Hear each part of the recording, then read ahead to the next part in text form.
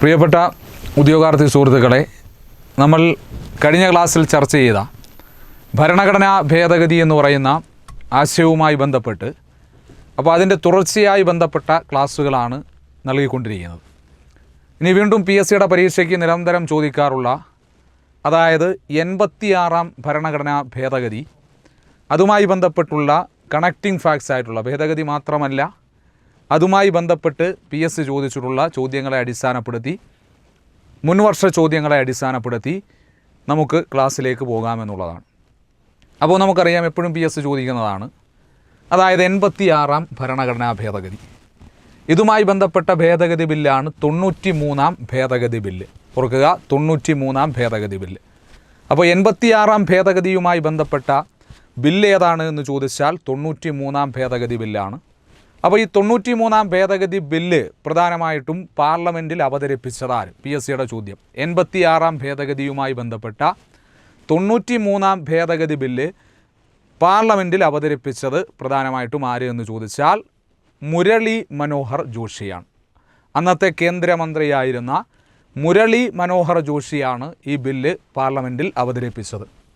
ഇനി ഈ ഭേദഗതിക്ക് 2002-ലെ 86-ാം ഭേദഗതിക്ക് അംഗീകാരം നൽകിയത്, അതായത് പ്രധാനമായിട്ടും രാഷ്ട്രപതി അംഗീകാരം നൽകിയത് 2002 ഡിസംബർ 12-നാണ്. 2002 ഡിസംബർ 12-നാണ് ഈ ഒരു ഭേദഗതിക്ക് രാഷ്ട്രപതി അംഗീകാരം നൽകുന്നത് എന്നുള്ളതാണ്.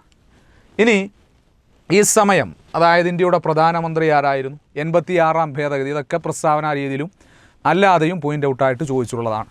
86-ാം ഭേദഗതി നിലവിൽ വന്ന സമയത്ത് ഇന്ത്യൻ പ്രധാനമന്ത്രി ആര് എന്ന് ചോദിച്ചാൽ അത് AB വാജ്പേയി ആണ്, അടൽ ബിഹാരി വാജ്പേയി ആണ്.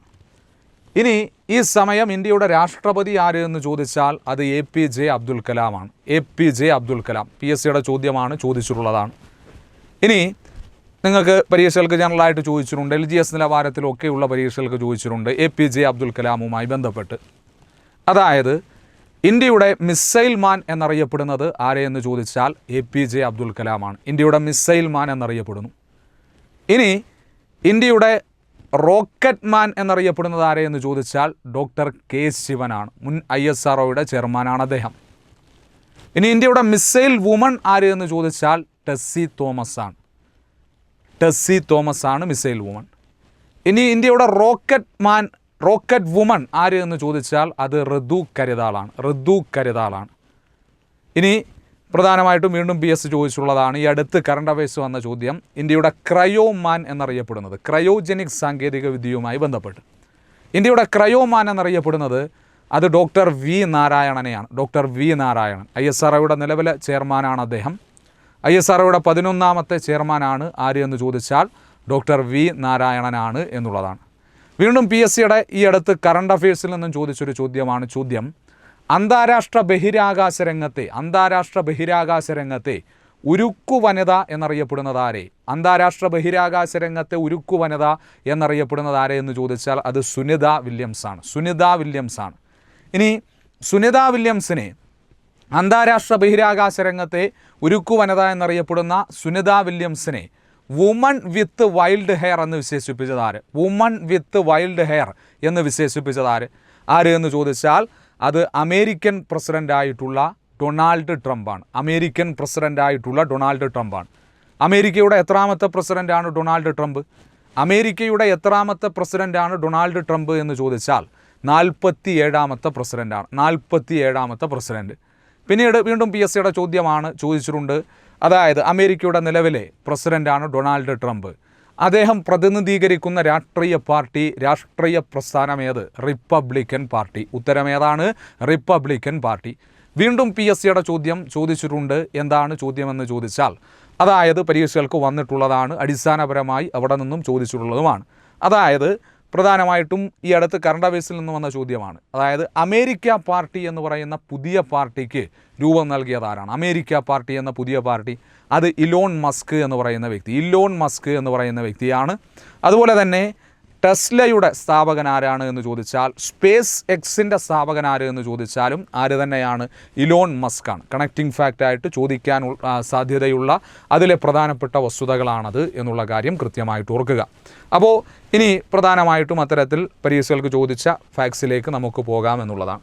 ഇനി പ്രധാനമായിട്ടും ഈ 86-ാം ഭേദഗതി വഴി, അതായത് ഭരണഘടനയിൽ മാറ്റം വരുത്തിയ പ്രധാനപ്പെട്ട സംഗതികളുണ്ട്. 86-ാം ഭേദഗതി വഴി മാറ്റം വരുത്തിയ കാര്യങ്ങൾ, ഒന്നാമത്തേത് ഭാഗം 3-ൽ ആർട്ടിക്കിൾ 21A കൂട്ടിച്ചേർത്തു. ഭാഗം 3-ൽ ആർട്ടിക്കിൾ 21A കൂട്ടിച്ചേർത്തു. അതായത് 21A എന്തിനെ സംബന്ധിച്ചാണ് പരാമർശിച്ചിരിക്കുന്നത്?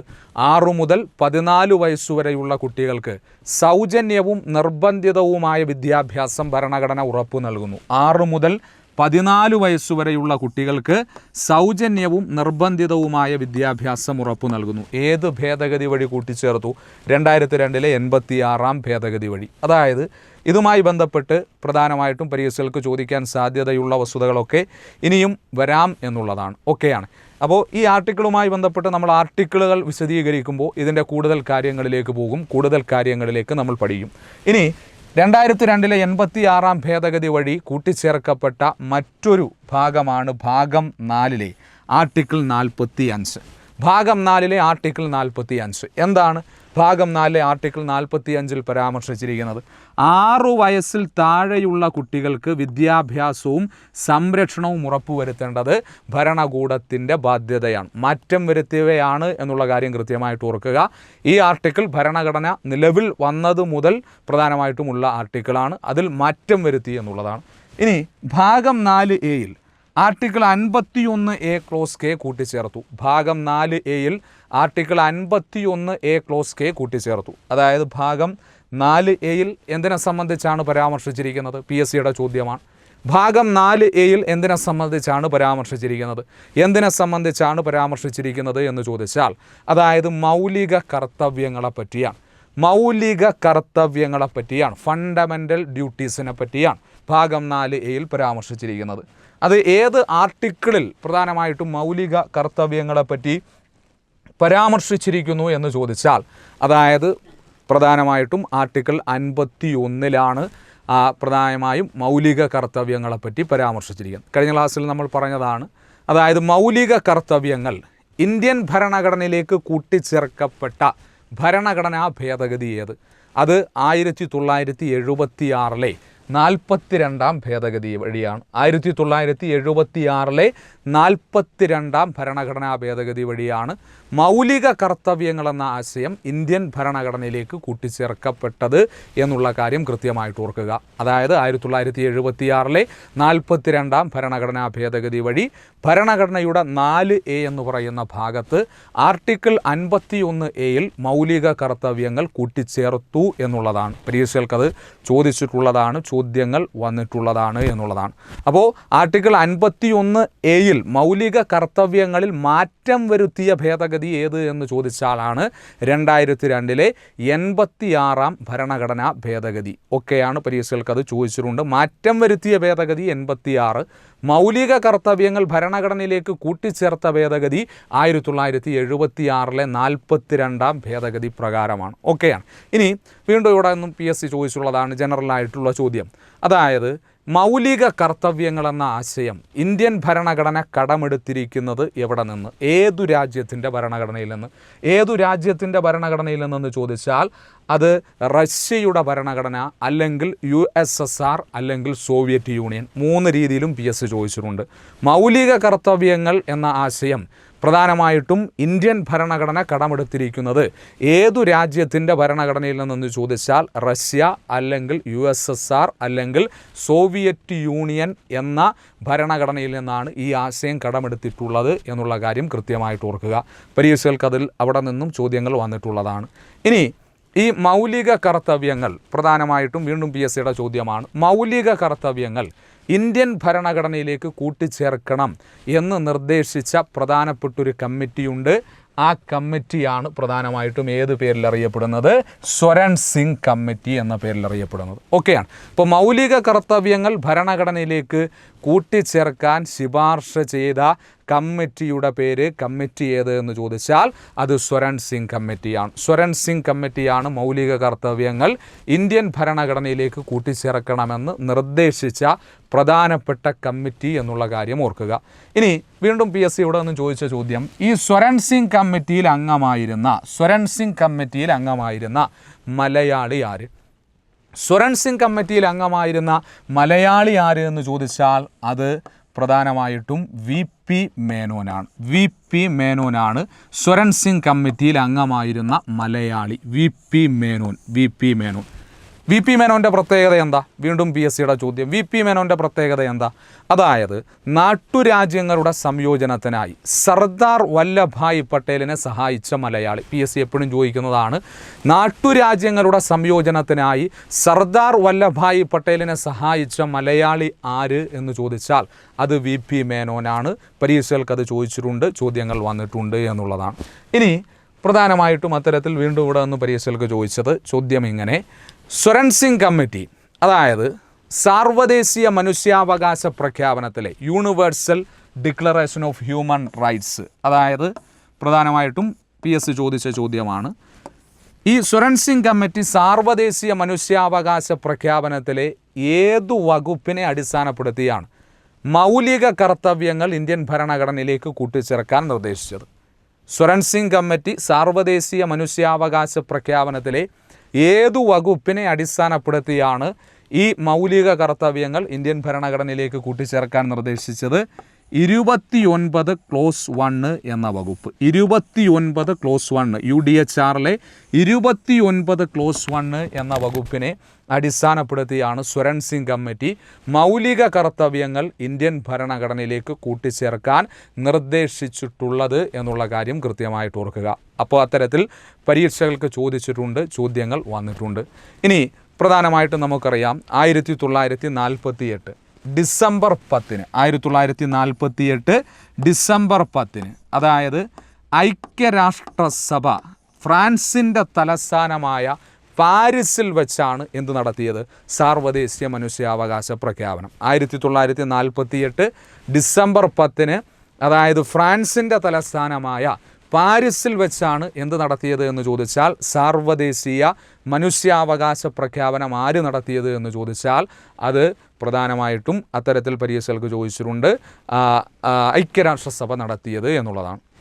ഇനി ഇവിടെ നിന്നും PSCയുടെ ചോദ്യം ചോദിച്ചിട്ടുണ്ട്, ആവർത്തിച്ചിട്ടുണ്ട്.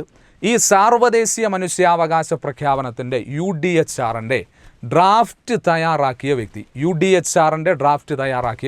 ആര് എന്ന് ചോദിച്ചാൽ എലിനോൾ റൂസ്വെൽട്ടാണ്. അതായത് എലിനോൾ റൂസ്വെൽട്ടാണ് സാർവദേശീയ മനുഷ്യാവകാശ പ്രഖ്യാപനത്തിൻ്റെ ഡ്രാഫ്റ്റ് തയ്യാറാക്കിയ വ്യക്തി ആര് എന്ന് ചോദിച്ചാൽ എലിനോൾ റൂസ്വെൽട്ടാണ് സാർവദേശീയ മനുഷ്യാവകാശ പ്രഖ്യാപനത്തിൻ്റെ ഡ്രാഫ്റ്റ് തയ്യാറാക്കിയ വ്യക്തി. ഇനി വീണ്ടും PSCയുടെ ചോദ്യം, സാർവദേശീയ മനുഷ്യാവകാശ പ്രഖ്യാപനത്തിൽ അംഗമായിരുന്ന, അതായത് ഭരണഘടനാ നിർമ്മാണ സഭയിൽ അംഗമായിരുന്ന, അതായത് സാർവദേശീയ മനുഷ്യാവകാശ പ്രഖ്യാപനത്തിൽ പങ്കെടുത്തിരുന്ന, അതായത് ഇന്ത്യയെ പ്രതിനിധീകരിച്ചു പങ്കെടുത്തിരുന്ന ഏക വ്യക്തി ആര്? PSCയുടെ ചോദ്യം ഇങ്ങനെ തന്നെ ചോദിച്ചിട്ടുള്ളതാണ്. സാർവദേശീയ മനുഷ്യാവകാശ പ്രഖ്യാപനത്തിൽ, അതായത് 1948 ഡിസംബർ 10 ഐക്യരാഷ്ട്രസഭ നടത്തിയ സാർവദേശീയ മനുഷ്യാവകാശ പ്രഖ്യാപനത്തിൽ ഇന്ത്യയെ പ്രതിനിധീകരിച്ചു പങ്കെടുത്തിരുന്ന ഏക വ്യക്തി ആര് എന്ന് ചോദിച്ചാൽ അത് ഹൻസ ജീവരാജു മേത്തയാണ്. അതായത് ഹൻസ ജീവരാജു മേത്തയ്ക്കൊരു പ്രത്യേകതയുണ്ട്. എന്താണ്? അവർ ഭരണഘടനാ നിർമ്മാണ സഭയിൽ അംഗമായിരുന്ന വനിതയാണ്. ഹൻസ ജീവരാജു മേത്ത. അദ്ദേഹത്തിൻ്റെ മറ്റൊരു പ്രത്യേകത എന്താണ് എന്ന് ചോദിച്ചാൽ അതും പരീക്ഷകൾക്ക് ചോദിച്ചിട്ടുള്ള ചോദ്യമാണ്. അതായത് രാജ്യത്ത് ആദ്യത്തെ വനിതാ വൈസ് ചാൻസലറാണ് ഹൻസ ജീവരാജു മേത്ത. അതായത് ഒരു യൂണിവേഴ്സിറ്റിയിൽ, ഒരു സർവകലാശാലയിൽ വൈസ് ചാൻസലർ പദവിയിലെത്തിയ ആദ്യ വനിത ഹൻസ ജീവരാജു മേത്ത. അവരാണ് ഈ UDHRൽ ഇന്ത്യയെ പ്രതിനിധീകരിച്ചു പങ്കെടുത്തിരുന്ന ഏക വ്യക്തി എന്നുള്ള കാര്യം കൃത്യമായിട്ട് ഓർക്കുക. പരീക്ഷകൾക്കത് ചോദിച്ചിട്ടുള്ളതാണ്, ചോദ്യങ്ങൾ വന്നിട്ടുണ്ട്. ഇനി ഈ ഡിസംബർ 10 പ്രത്യേകത എന്താ? ഡിസംബർ 10 പ്രത്യേകത എന്താ? സാർവദേശീയ മനുഷ്യാവകാശ ദിനം. സാർവദേശീയ മനുഷ്യാവകാശ ദിനം. വീണ്ടും PSCയുടെ ചോദ്യമാണ്. സാർവദേശീയ മനുഷ്യാവകാശ ദിനമായി ഐക്യരാഷ്ട്രസഭ ആ ദിനത്തെ ആദ്യമായി ആചരിച്ചത് എന്നാണ് 1950 മുതൽ. 1950 മുതലാണ് ആ ദിനത്തെ ആദ്യമായി ആചരിച്ചത്. ഇനി പ്രധാനമായിട്ടും അത്തരത്തിൽ വീണ്ടും കറണ്ട് അഫയേഴ്സിൽ നിന്നും ചോദിക്കാൻ സാധ്യതയുള്ള ചോദ്യം, 2025 സാർവദേശീയ മനുഷ്യാവകാശ ദിനത്തിൻ്റെ പ്രമേയം. 2025 സാർവദേശീയ മനുഷ്യാവകാശ ദിനത്തിൻ്റെ പ്രമേയം എന്താണ് എന്ന് ചോദിച്ചാൽ human rights our everyday essentials എന്നാണ്. 2025 സാർവദേശീയ മനുഷ്യാവകാശ ദിനത്തിൻ്റെ പ്രമേയം human rights our everyday essentials എന്നാണ്. അതായത് മനുഷ്യാവകാശം നമ്മുടെ ദൈനംദിന ജീവിതം എന്നുള്ളതാണ്. ദൈനംദിന ജീവിതത്തിൽ ഓക്കെയാണ്. അപ്പോൾ മനുഷ്യാവകാശം എന്നുള്ളത് അതിൻ്റെ 2025 സാർവദേശീയ മനുഷ്യാവകാശ ദിനത്തിൻ്റെ പ്രമേയമാണ് human rights our everyday essentials എന്നാണ്. ഇനി 2024 സാർവദേശീയ മനുഷ്യാവകാശ ദിനത്തിൻ്റെ പ്രമേയം എന്തായിരുന്നു? അതായത് our rights our future right now. 2024 our rights our future right now. അതായത് നമ്മുടെ അവകാശങ്ങൾ നമ്മുടെ ഭാവി ഇപ്പോൾ. നമ്മുടെ അവകാശങ്ങൾ നമ്മുടെ ഭാവി ഇപ്പോൾ എന്നുള്ളതാണ്. ഒക്കെയാണ് ഇമ്പോർട്ടൻ്റ് ആയിട്ടുള്ള കാര്യമാണ്. ഇനി ദേശീയ മനുഷ്യാവകാശ കമ്മീഷൻ നിലവിൽ വന്ന വർഷം എന്ന 1993 ഒക്ടോബർ 12-നാണ്. ഇനി ദേശീയ മനുഷ്യാവകാശ കമ്മീഷൻ്റെ നിലവിലെ ചെയർമാൻ ആരാ? Justice V Ramasubramanian. ഇനി കേരള സംസ്ഥാന മനുഷ്യാവകാശ കമ്മീഷൻ നിലവിൽ വന്നതോ 1998 ഡിസംബർ 11. 1998 ഡിസംബർ 11. കേരള സംസ്ഥാന മനുഷ്യാവകാശ കമ്മീഷൻ്റെ നിലവിലെ ചെയർമാനോ justice Alexander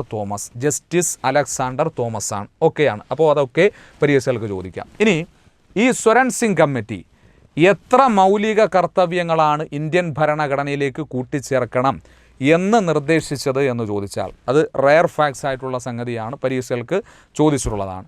Swaran Singh committee എത്ര മൗലിക കർത്തവ്യങ്ങൾ ഇന്ത്യൻ ഭരണഘടനയിലേക്ക് കൂട്ടിച്ചേർക്കണം എന്ന് നിർദ്ദേശിച്ചു എന്ന് ചോദിച്ചാൽ അതായത് 8 മൗലിക കർത്തവ്യങ്ങൾ കൂട്ടിച്ചേർക്കാനാണ് സ്വരൺ സിംഗ് കമ്മിറ്റി നിർദ്ദേശിച്ചത്.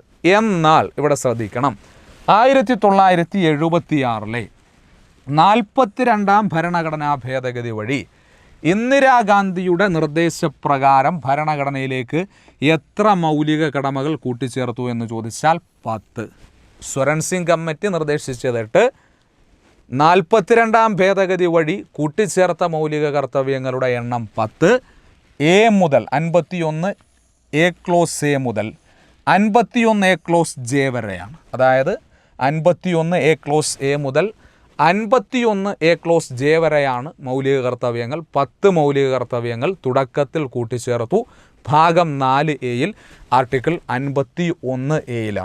ഇനി പ്രധാനമായിട്ടും ഈ 42ാം ഭേദഗതി അറിയപ്പെടും, നമ്മൾ കഴിഞ്ഞ ക്ലാസ്സിലും ചർച്ച ചെയ്തതാണ്, മിനി കോൺസ്റ്റിറ്റ്യൂഷൻ അല്ലെങ്കിൽ ചെറു ഭരണഘടന. അപ്പോൾ 42ാം ഭേദഗതി വഴിയാണ് ഈ മൗലിക കർത്തവ്യങ്ങൾ എന്ന ആശയം ഭരണഘടനയിലേക്ക് കൂട്ടിച്ചേർത്തത്. ഭേദഗതി നിലവിൽ വന്നതോ 1977 ജനുവരി 3-നാണ്. നിലവിൽ വന്ന സമയത്ത് ഇന്ത്യൻ പ്രധാനമന്ത്രി ഇന്ദിരാഗാന്ധിയാണ്. രാഷ്ട്രപതി ഫക്രുദ്ദീൻ അലി അഹമ്മദാണ്. ഓക്കെയാണ്. ഇതൊക്കെ നിരന്തരമായി ചോദിക്കാറുള്ളത്. ഇനി നിലവിൽ ഇന്ത്യൻ ഭരണഘടനയിലെ മൗലിക കർത്തവ്യങ്ങളുടെ എണ്ണം എത്ര? നിലവിൽ മൗലിക കർത്തവ്യങ്ങളുടെ മൗലിക കടമകളുടെ എണ്ണം ചോദിച്ചാൽ 11 മൗലിക കർത്തവ്യങ്ങളാണ് നിലവിലുള്ളത്. അതായത് എ മുതൽ കെ വരെയുള്ള ക്ലോസുകളിലാണ്. എ മുതൽ കെ വരെയുള്ള ക്ലോസുകൾ. നിലവിൽ എത്ര മൗലിക കർത്തവ്യങ്ങളുണ്ട്? അത് 11ആണ്. എ മുതൽ കെ വരെയുള്ള ക്ലോസുകളിലാണ് നിലവിൽ മൗലിക കർത്തവ്യങ്ങൾ ഉൾപ്പെടുത്തിയിട്ടുള്ളത്. ഇനി 11ാമത്തെ മൗലിക കർത്തവ്യം നമ്മൾ നേരത്തെ ഈ 86ാം ഭേദഗതി വഴി പറഞ്ഞതാണ്. 11ാമത്തെ മൗലിക കർത്തവ്യം ഭരണഘടനയിലേക്ക് കൂട്ടിച്ചേർത്തത് 2002 86ാം ഭേദഗതി.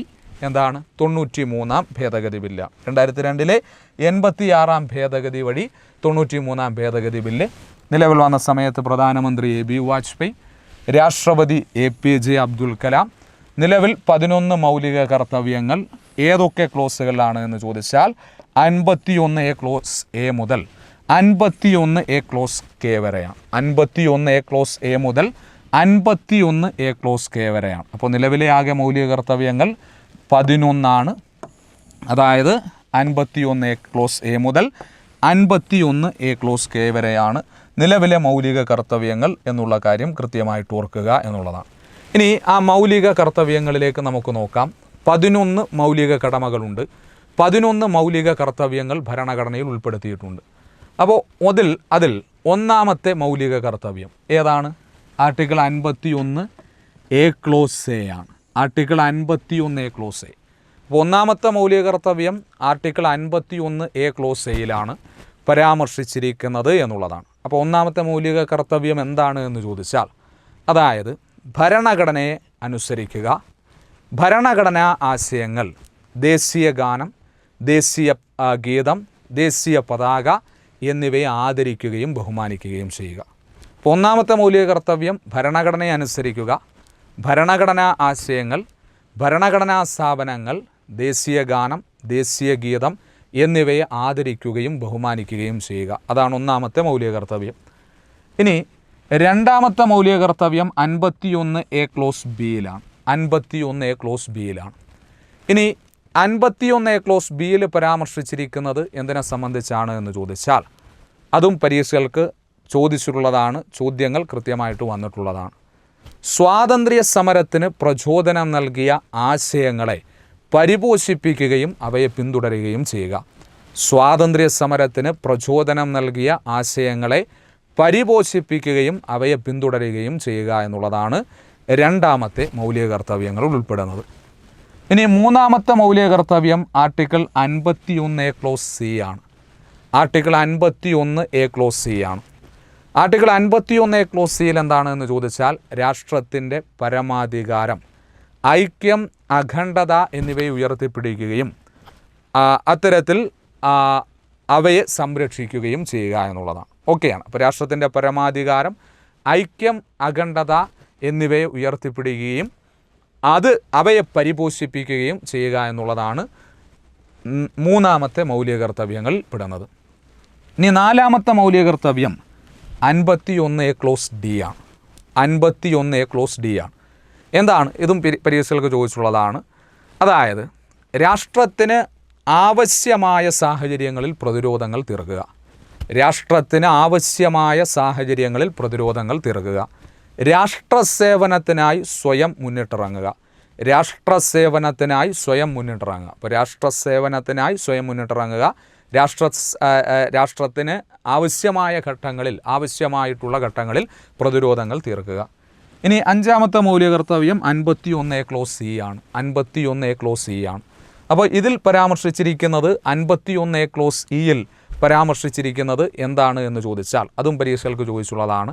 51A ക്ലോസ് ഇയിൽ പരാമർശിച്ചിരിക്കുന്നത് എന്താണ് എന്ന് ചോദിച്ചാൽ, അതായത് മതം, ജാതി, വിഭാഗം, പ്രദേശം എന്നിവകൾക്കതീതമായി രാജ്യത്തെ പൗരന്മാർക്കിടയിൽ സമാധാനവും സാഹോദര്യവും വളർത്തിയെടുക്കുക. അപ്പോൾ മതം, ജാതി, വിഭാഗം, പ്രദേശം എന്നിവകൾക്കതീതമായി, അതായത് രാജ്യത്തെ പൗരന്മാർക്കിടയിൽ സമാധാനവും സാഹോദര്യവും വളർത്തിയെടുക്കുക. അപ്പോൾ അത്തരത്തിൽ സമാധാനപരമായി സാഹോദര്യ മനോഭാവത്തോടുകൂടി രാജ്യത്തെ പൗരന്മാർ പ്രധാനമായിട്ടും മുന്നോട്ട് പോകണം എന്ന് പരാമർശിച്ചിരിക്കുന്ന ആർട്ടിക്കിളാണ് ആർട്ടിക്കിൾ 51A ക്ലോസ് ഇ. ഇനി ഇവിടെ തന്നെ മറ്റൊരു കാര്യം കൂടി പറയുന്നുണ്ട്. എന്താണ് എന്ന് ചോദിച്ചാൽ, അതായത് സ്ത്രീകളുടെ അഭിമാനത്തിന് ക്ഷതമേൽപ്പിക്കുന്ന ഏതൊരു പ്രവൃത്തിയും ഉപേക്ഷിക്കുക എന്നുള്ളതാണ്. സ്ത്രീകളുടെ അഭിമാനത്തിന് ക്ഷതമേൽപ്പിക്കുന്ന ഏതൊരു പ്രവൃത്തിയും ഉപേക്ഷിക്കുക എന്നുള്ളതും ഈ അഞ്ചാമത്തെ മൗലിക കർത്തവ്യങ്ങളിൽ പറയുന്നു.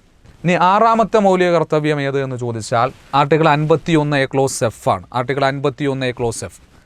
അപ്പോൾ ഇതിൽ പരാമർശിച്ചിരിക്കുന്നത് എന്താണ് പരാമർശിച്ചിരിക്കുന്നത് എന്ന് ചോദിച്ചാൽ, അതായത് രാഷ്ട്രത്തിൻ്റെ സംയോജിത സാംസ്കാരിക പൈതൃകത്തെ സംരക്ഷിക്കുക. രാഷ്ട്രത്തിൻ്റെ സംയോജിത സാംസ്കാരിക പൈതൃകത്തെ സംരക്ഷിക്കുക. അതാണ് ആർട്ടിക്കിൾ 51A ക്ലോസ് എഫ് ആണ്. ആർട്ടിക്കിൾ 51A ക്ലോസ് എഫ് ആണ്. ഏഴാമത്തെ മൗലിക കർത്തവ്യം, അവിടെയാണ് 1976 42-ാം ഭരണഘടനാ ഭേദഗതി വഴി കൂട്ടിച്ചേർക്കപ്പെട്ട മൗലിക കർത്തവ്യങ്ങൾ തന്നെ 7ാമത്തെ മൗലിക കർത്തവ്യമായി പരാമർശിച്ചിരിക്കുന്നത് എന്താണ് എന്ന് ചോദിച്ചാൽ, അതായത് വനം, വന്യജീവി, തടാകങ്ങൾ എന്നിവ ഉൾപ്പെടുന്ന പരിസ്ഥിതിയെ സംരക്ഷിക്കേണ്ടത് ഭരണകൂടത്തിൻ്റെ ബാധ്യതയെന്നല്ല. അത് പ്രധാനമായിട്ടും ആർട്ടിക്കിൾ 48A അതായത് അത് പരീക്ഷകൾക്കും ചോദിച്ചുള്ളതാണ്. ഇവിടെ 51A ക്ലോസ് ജിയിൽ എന്തിനെ സംബന്ധിച്ചാണ് പരാമർശിച്ചിരിക്കുന്നത് എന്ന് ചോദിച്ചാൽ, വനം, വന്യജീവി, തടാകങ്ങൾ എന്നിവ ഉൾപ്പെടുന്ന പരിസ്ഥിതിയെ സംരക്ഷിക്കേണ്ടത് രാജ്യത്തെ ഒരു പൗരൻ്റെ കടമയാണ്. എത്രാമത്തെ കടമ? 7ാമത്തെ കടമ. 7ാമത്തെ മൗലിക കർത്തവ്യങ്ങളിൽ ഉൾപ്പെടുന്നു ഇത് എന്നുള്ള കാര്യം കൃത്യമായിട്ട് ഓർക്കുക. അപ്പോൾ ക്വസ്റ്റ്യൻ ശ്രദ്ധിക്കണം. വനം, വന്യജീവി, തടാകങ്ങൾ എന്നിവ ഉൾപ്പെടുന്ന പരിസ്ഥിതിയെ സംരക്ഷിക്കേണ്ടത് രാജ്യത്തെ ഒരു പൗരൻ്റെ കടമയാണ്. ആർട്ടിക്കിൾ 51A ക്ലോസ് ജി ആണ്.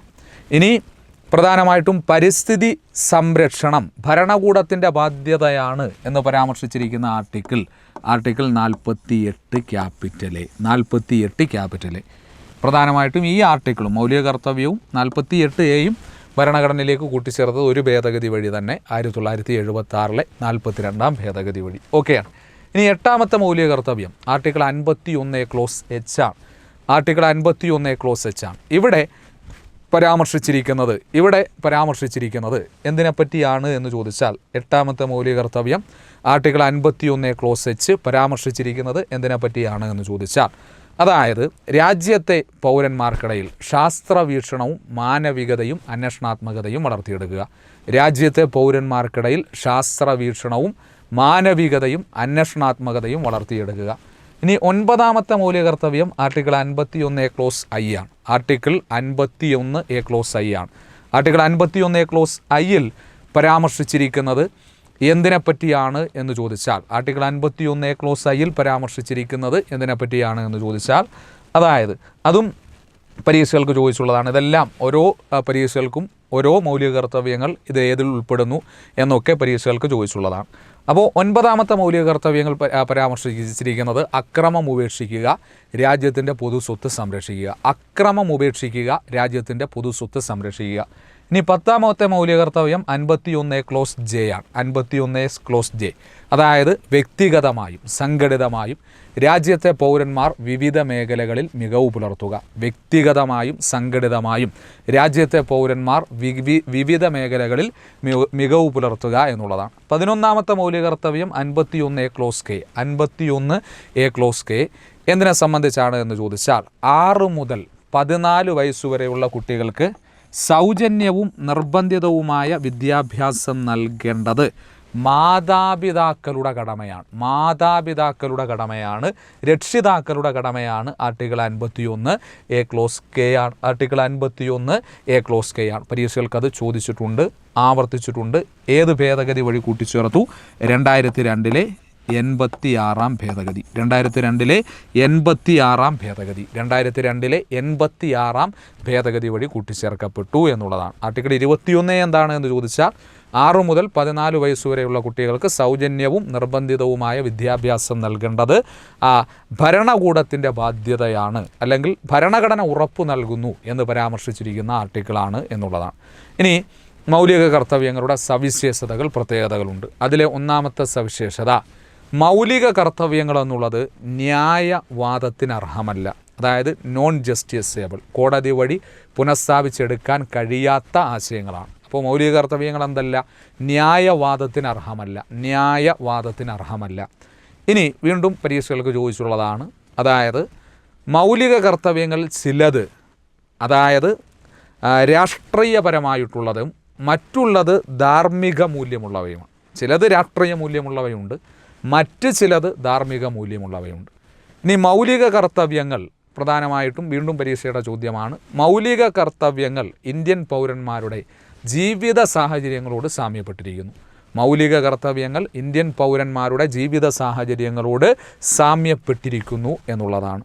ഇനി ഈ മൗലിക കർത്തവ്യങ്ങൾ നമ്മൾ പറഞ്ഞു ന്യായവാദത്തിന് അർഹമല്ല, നോൺ ജസ്റ്റിസേബിളാണ്. ന്യായവാദത്തിന് അർഹമല്ലാത്ത പ്രധാനപ്പെട്ട ആശയങ്ങൾ ഏതൊക്കെയെന്ന് ചോദിച്ചാൽ, ഒന്ന് പ്രധാനമായിട്ടും ആമുഖമാണ്. 2 directive principles of state policies, മാർഗനിർദ്ദേശക തത്വങ്ങളാണ്. 3 മൗലിക കടമകളാണ്, മൗലിക കർത്തവ്യങ്ങളാണ്. അപ്പോൾ ഇതാണ് പ്രധാനമായിട്ടും ഏത് തരത്തിൽ ഉൾപ്പെടുന്നത് എന്ന് ചോദിച്ചാൽ, അതായത് ന്യായവാദത്തിന് അർഹമല്ലാത്ത ആശയങ്ങൾ ഉൾപ്പെടുന്നത്. ന്യായവാദത്തിന് അർഹമായ ഏറ്റവും പ്രധാനപ്പെട്ട ആശയം ഏത് എന്ന് ചോദിച്ചാൽ അത് ഏതാണ്? ന്യായവാദത്തിന് അർഹമായ ഏറ്റവും പ്രധാനപ്പെട്ട ആശയം മൗലിക അവകാശങ്ങളാണ്. മൗലിക അവകാശങ്ങളാണ്. ഇനി വീണ്ടും ഇവിടെ നിന്നും PSCയുടെ ചോദ്യം ചോദിച്ചിട്ടുള്ളതാണ്, പരീക്ഷകൾക്ക് നിരന്തരമായിട്ട് വന്നിട്ടുള്ളതാണ്. അതായത് ഈ മൗലിക ഭരണഘടനാ ആശയങ്ങളെ ന്യായവാദത്തിന് അർഹമായവ, അല്ലാത്തവ എന്നിങ്ങനെ രണ്ടായി തിരിച്ച വ്യക്തി, അതായത് ജസ്റ്റിസിയബിൾ എന്ന്, നോൺ ജസ്റ്റിസിയബിൾ എന്നിങ്ങനെ രണ്ടായിട്ട് തിരിച്ച വ്യക്തി ആര് എന്ന് ചോദിച്ചാൽ, ജസ്റ്റിസിയബിൾ, നോൺ ജസ്റ്റിസിയബിൾ എന്നിങ്ങനെ രണ്ടായിട്ട് തിരിച്ച വ്യക്തി ആര് എന്ന് ചോദിച്ചാൽ, ന്യായവാദത്തിന് അർഹമായവ അല്ലാത്തവ എന്നിങ്ങനെ രണ്ടായിട്ട് തിരിച്ച വ്യക്തി ചോദിച്ചാൽ അത് BN റാവു ആണ്. B Nagendra Rao, BN Rao. അതായത് അദ്ദേഹത്തിൻ്റെ പ്രത്യേകത എന്താണ്? ഭരണഘടനാ നിർമ്മാണ സഭയുടെ ലീഗൽ അഡ്വൈസർ, നിയമോപദേശകനാണ്. അന്താരാഷ്ട്ര നീതിന്യായ കോടതിയിൽ അംഗമായ ആദ്യ ഇന്ത്യക്കാരനാണ് BN റാവു. പിന്നീട് മ്യാൻമാർ എന്ന രാഷ്ട്രത്തിൻ്റെയും ഭരണഘടനാ നിർമ്മാണ സഭയുടെ നിയമ ഉപദേശകൻ BN റാവു ആയിരുന്നു. മ്യാൻമാർ എന്ന രാഷ്ട്രത്തിൻ്റെ ഭരണഘടനാ നിർമ്മാണ സഭയുടെ നിയമ ഉപദേശകൻ. പിന്നീട് അദ്ദേഹം, അതായത് ഇന്ത്യൻ ഭരണഘടനയ്ക്ക് ഒരു ആമുഖം വേണമെന്ന് ആദ്യമായി ആവശ്യപ്പെട്ട വ്യക്തിയും BN റാവു ആണ്, ബി നാഗേന്ദ്ര റാവു ആണ്. അപ്പോൾ ഈ ക്ലാസ്സിൽ നമ്മൾ 86-ാം ഭേദഗതി ചർച്ച ചെയ്തു. ആ 86-ാം ഭേദഗതിയുമായി ബന്ധപ്പെട്ടുള്ള സ്കൂൾ പാഠപുസ്തകം, അതിലെ പ്രധാനപ്പെട്ട ആശയങ്ങൾ ചർച്ച ചെയ്തു.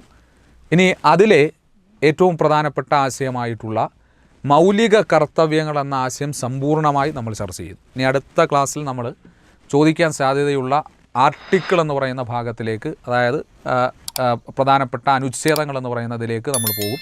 അപ്പോൾ കൃത്യമായിട്ട് പഠിക്കുക. ബാക്കി അടുത്ത ക്ലാസ്സിൽ നമ്മൾ ചർച്ച ചെയ്യും. Thank you.